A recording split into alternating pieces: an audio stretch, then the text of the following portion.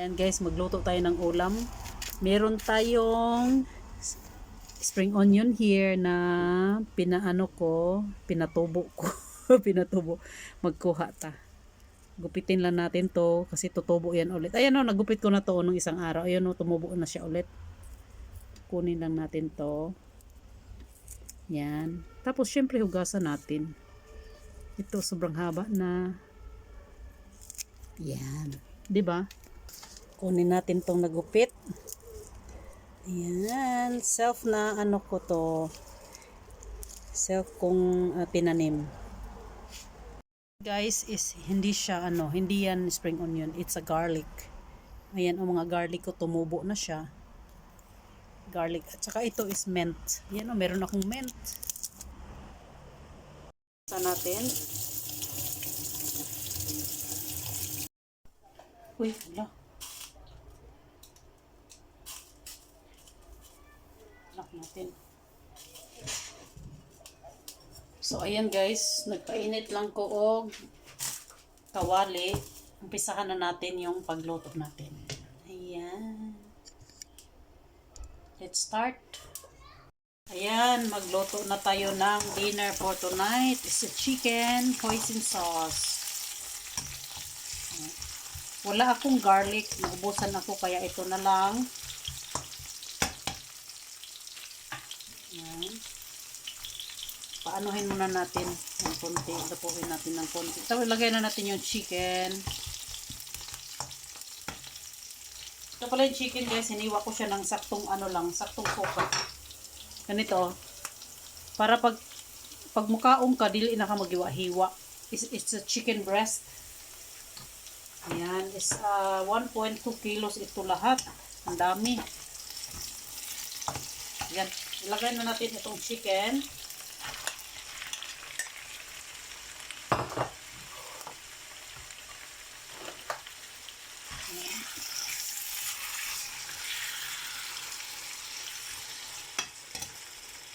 Ayan.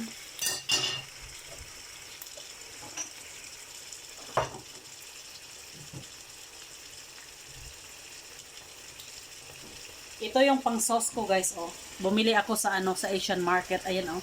From Lee Kum Kee. Yan, meron kasi Asian market dito sa may Wansbeck. Ayan, doon kami nagbibili ng mga Philippine product din, meron din. Ayan.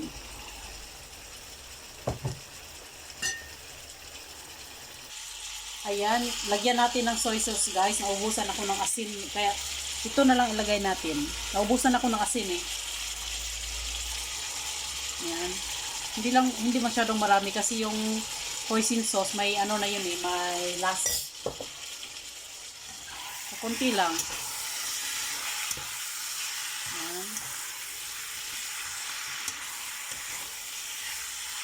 Anuhin na natin konti, i-fry lang natin ng konti, saka natin ilagay yung sauce.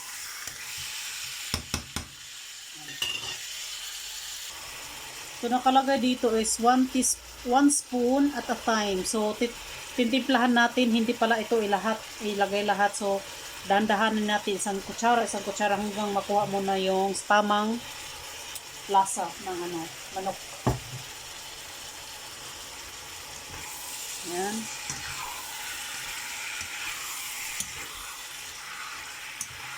Ito yung dinner namin for tonight.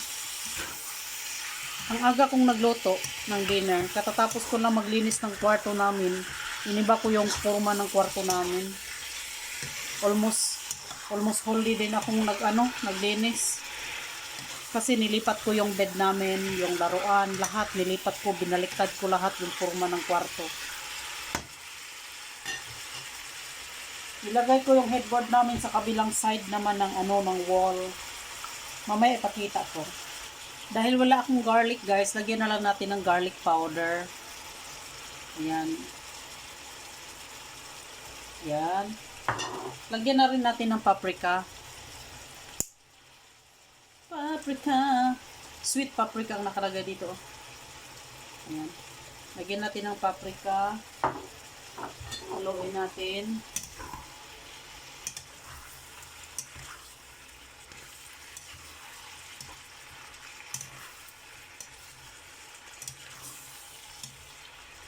Yan. anuhin pa natin, i-fry pa natin ng konti.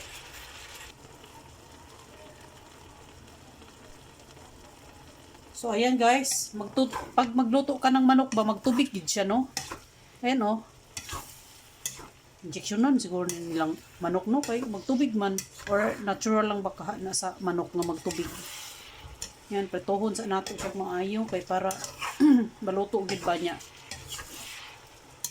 Saka na natin ilagay yung iba. Or pwede na rin natin ilagay siguro.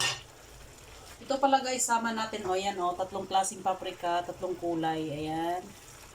Tsaka ito na yung panghuli, yung spring onion na hinarvest natin doon sa my mini garden, ayan.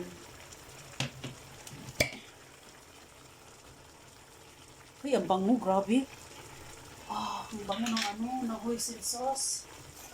From Lee Kum Kee, ayan, 1 spoon at a time daw, so i-follow natin. Kasi ano siya paste. Ayan o, hindi siya matubig. Yung paste siya. Ay, 2 ang nilagay ko kasi malaki pala tong 1 kilo at saka 200 grams. 1.2 kilo pala tong ano. Yung manok natin. Kaya nilagay ko na siya 2 spoon. Tsaka may adjust na lang natin. Kung hindi pa siya masarap. Kung hindi pa siya masyadong malasa.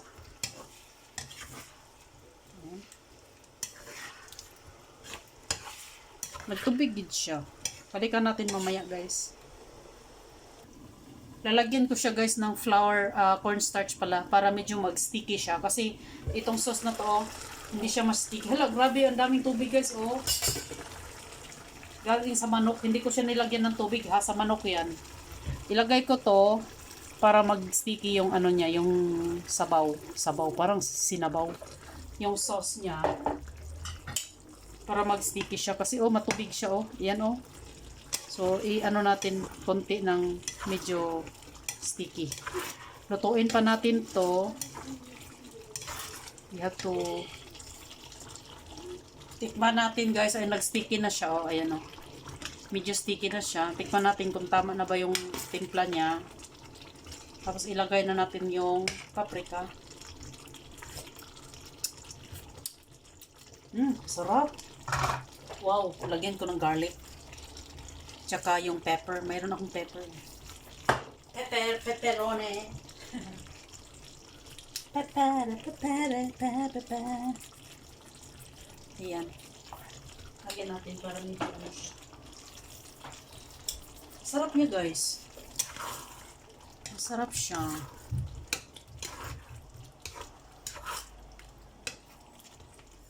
Lagyan ko siya konti ng soy sauce kasi medyo bland siya or anong tawag doon.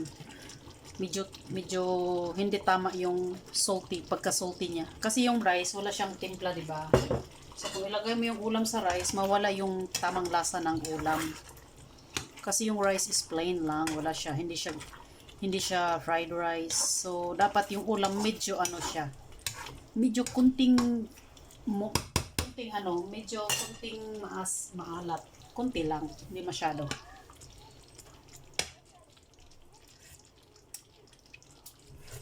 Sarap. Lagyan ko siya kunti ng hoisin sauce. 1 kutsara lang. Ayan, tama na yan. Ayan, tapos ilagay na natin yung paprika. Tapos ipatayin na natin tong apoy. O, anong tawag nito? Yung heat. Para pagkain mo ng paprika, hindi natin lutuin ng over yung paprika. Para pagkaon ni mo paprika, medyo crunchy siya. Pag ma-overcook ng good ang paprika, dili na siya crunchy. Dapat mas lami itong medyo crunchy ba?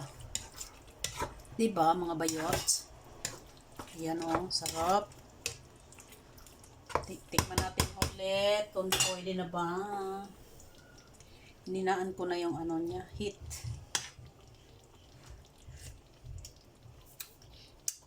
Sarap uy. Ang sarap. Ang sarap niya guys. Ilagay na natin to guys. Yan, lagay natin yung pula, yellow at saka green. Haluin natin. Yan, halo natin. Ayan, grabe na yan. Ayan, at least meron tayong vitamins, diba? Kasi meron tayong nilagay na paprika. Ayan. Grabe patay. Mura siya mura siya kaldereta. Kaahak ba ani? Ang result mura na kaldereta ug na pa ni carrot ug potato na impas na. Lagay na natin dahon guys tapos sabay patayin na natin itong heat. Para hindi maluto itong natin, ma-overcook itong paprika natin at saka itong dahon. Mas lami ng pagkaon mo sa kuan ba?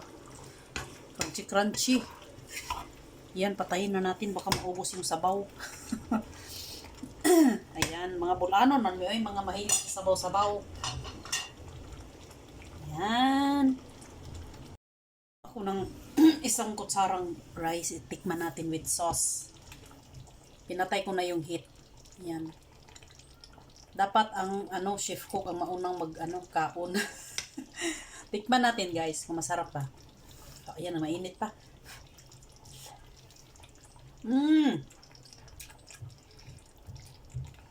Grabe ang sarap. Kahit sauce lang, walang chicken. Sarap. Ready na ang dinner ko. Bye guys.